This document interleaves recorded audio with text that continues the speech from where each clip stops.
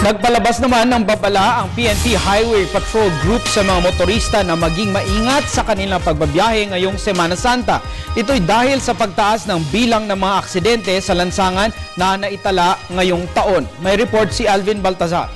Tumaas ang bilang ng aksidente mula Enero hanggang Marso ngayong taon kumpara noong 2012 para sa kaparehong peryodo. Sa datos ng PNP Highway Patrol Group, mas mataas ang road accident ngayong 2013 na nasa 1,007 habang 826 ang naitala noong isang taon para sa unang 3 buwan.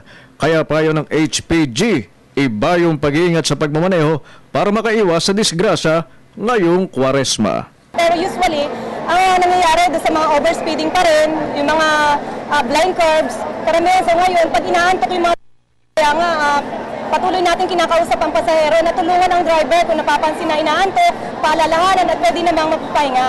Bukod sa human error, mechanical defect ang karaniwang sanhi ng mga aksidente sa lansangan. Kaya bago bumiyahe, tiyaking nasa kondisyon ang gagamiting sasakyan upang ligtas na makarating sa pupuntahan. Kaya lagi kami nagpapaalala sa mga drivers na mag-ingat sa pagmamaneho. Kasi kung minsan ang nangyayari, karamihan mechanical defect, pwede din namang human factor.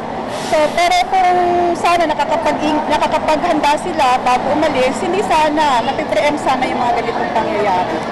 Todo paalala din ng HPG sa mga car owner na nagpasyang iwanan na lang ang kanilang sasakyan sa kanilang tahanan habang nakabakasyon sa ibang lugar.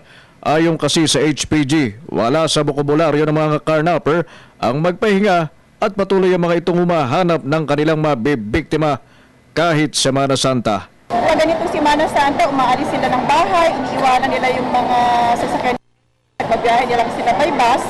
So, minsan doon nangyayari yung carnapping mismo doon sa bahay. Kasi alam ng mga carnapper na walang tao, di ba? Para sa Telebisyon ng Bayan, Alvin Baltazar.